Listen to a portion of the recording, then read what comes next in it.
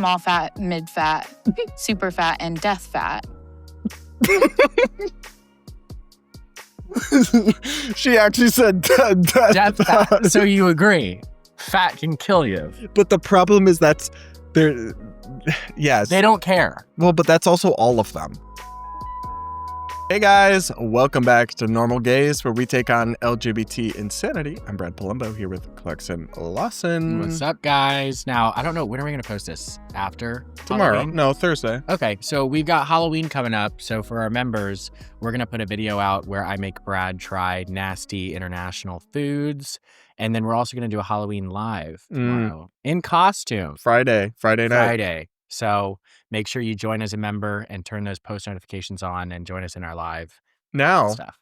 We're going to learn from a fat queer activist about FATEGORIES.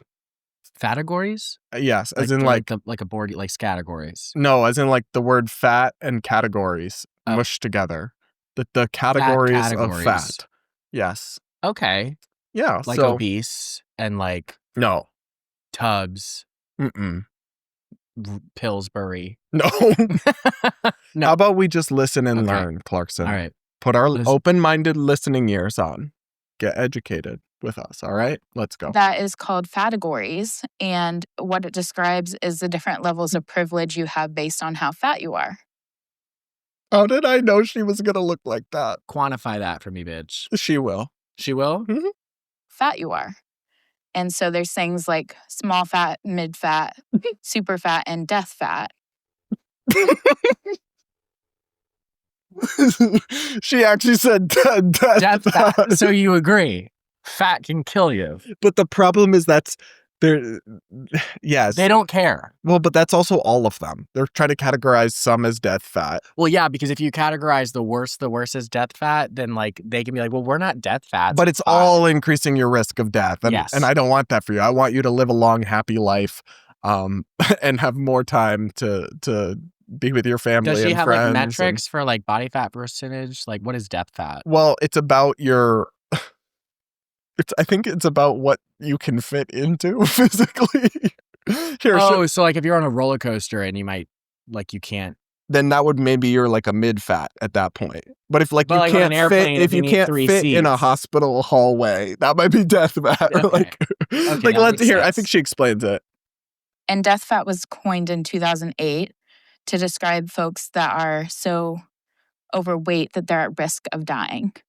And so this is a way that we're reclaiming words such as the word queer, how queer used to be used, very derogatory. Don't drag us into this. Go off. Don't drag us into this, bitch. We have nothing to do with it. Also, queers. You could not find a more fat-phobic group of people than the gays. That's what I was just about to say. You do not want to make this comparison here because we don't support this. We want you to be on... if you're going to die by life choices, it's going to be by... being on steroids, not by overeating.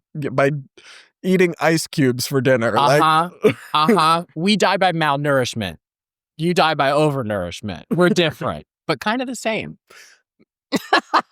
Maybe there is more to relate with. I would like no one to die. Yes, that's... for LGBTQ folks, but now we're saying and identifying as queer to reclaim that word. So that's how I feel about if... But what word is she reclaiming? Death fat? Fat. Just fat. But the problem is that, first off, I don't even like the whole reclaim queer thing because queer is a meaningless word. It's just you're either gay or you're lesbian or you're bisexual or you're transgender.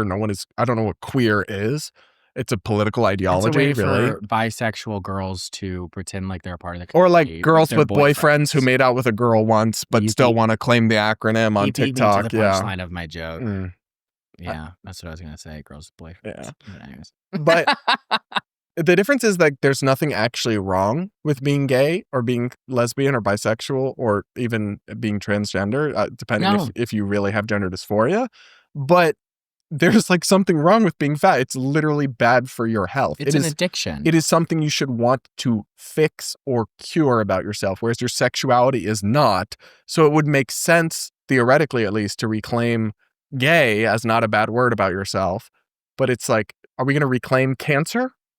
Right. I mean, every day that you eat over your caloric intake, you are choosing to contribute to your death fat.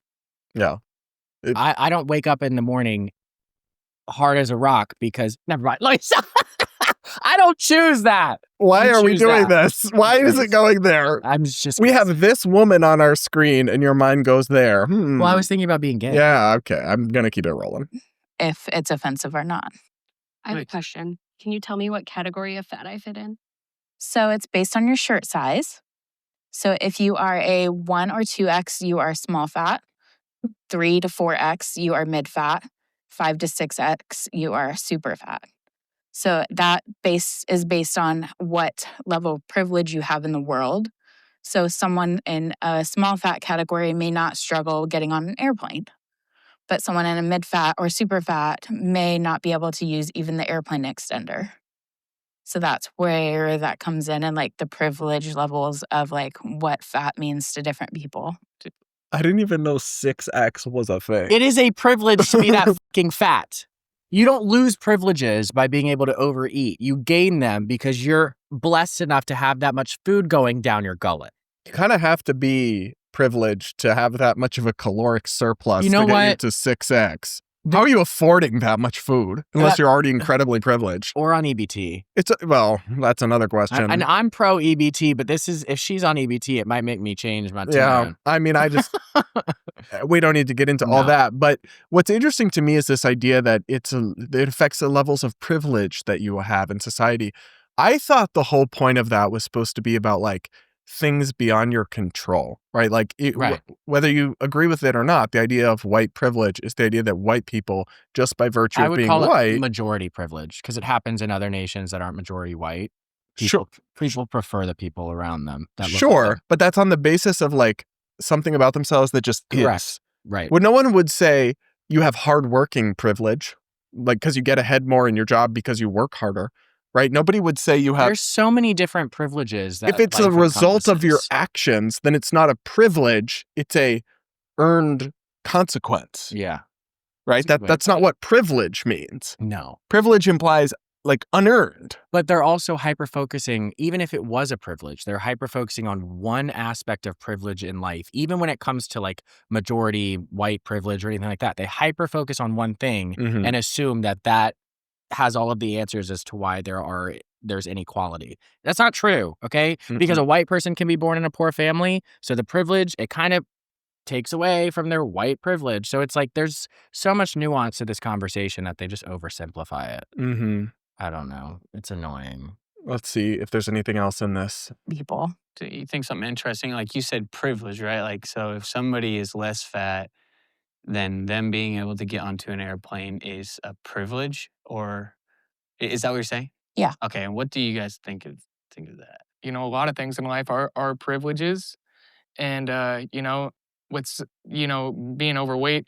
In my opinion, I think that's something you can control yourself. So if you feel like you're deprived of this privilege, you can change yourself to enjoy that privilege. At death fat, are people? Is this like what I see on... We shouldn't be laughing at death fat, but it's diabolical. No, it's the way they're describing it, like death fat. Okay, so now we care so much about what's the word? When it's like cradling fat people? I don't know. Coddling? Coddling, that's it. Coddling fat people that we have to now separate the ones that are close to death. But the problem is it's a lie because even the super fats are vastly increasing their... We're not talking about people who aren't sick thin. Like obviously, society for far too long had very unrealistic body images. Not everyone's going to be like a flat stomach, six pack, especially women. Like have a freaking uterus. They're supposed to have childbearing hips. Right. And so we can acknowledge that. But once you're in a 4X, just because you're not a 6X, so you're not a death fat or whatever, you are still probably shortening your lifespan with that amount of excess body weight. There's ample research in medical. This is not like does this have this effect? This is a known thing.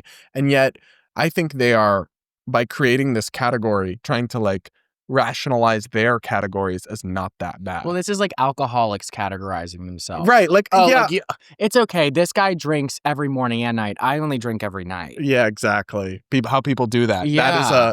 That's a perfect comparison. It's a coping mechanism that where you're downplaying your own problem by pointing, but there's always going to be someone worse. There's always worse. Right? Oh, literally for anything, there's always someone worse. It's a cop-out. Let's see. What I see on shows like where people can't walk or things like that. Typically, it's over a 6X. Okay. So it is where people maybe couldn't walk, couldn't get out of bed, couldn't take care of themselves. And so that's where you lose that privilege of being able to care for yourself. And that's why you're in the category of death fat, because you are at risk of death. Here's my issue is that the people who are very overweight, they already, in order to get to that, you kind of have to play into a victim mentality anyways to avoid fixing a problem that you're contributing to. Mm-hmm. And then when it comes to hyper-focusing on privileges within society, you're just feeding that victim narrative that got them there in the first place. So even if there are privileges that people have or that people don't have because they're Black or because they're fat, hyper-focusing on them doesn't do that specific community any good. Focus on the things that are within your control and can affect your life, which is a lot of things. It's not everything. Especially your weight. I'm sorry. It's honestly cut and dry. And that doesn't mean it's easy. But I never said it's easy. It's no. cut and dry. It is cut and dry, and I blame our education system for this because people overcomplicate it. The supplement industry overcomplicates it. The diet industry overcomplicates it. You have to eat less than you have to eat less calories than what you burn. Mm-hmm. And if you don't know how to figure that out, there are plenty of calculators. Just start tracking your food. You're most likely eating more from condiments and sodas and milk and drinks. But it's really that simple. Yeah. You just have to have the willpower to do it. You do. I mean, and I do acknowledge that, some people have slower metabolisms. Some people have lots of jobs and kids and responsibilities, and it's just harder for them to find time to exercise every day. Just figure out what your basal metabolic rate is. So if you got a slower metabolism, you just have to eat less. Yeah, but I'm saying it is definitely easier for some people than others to maintain a better weight.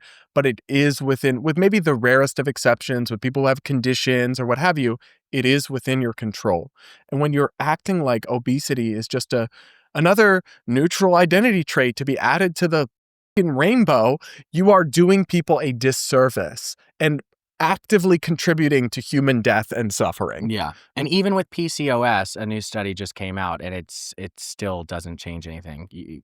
The law of thermodynamics you just have to eat less. You have to figure out how many calories your body's burning. Moral of the story, put down the fork, babe. Put down the fork. It's hard, I know, especially if life is boring and you don't have things that make you excited, then food can be an outlet for that.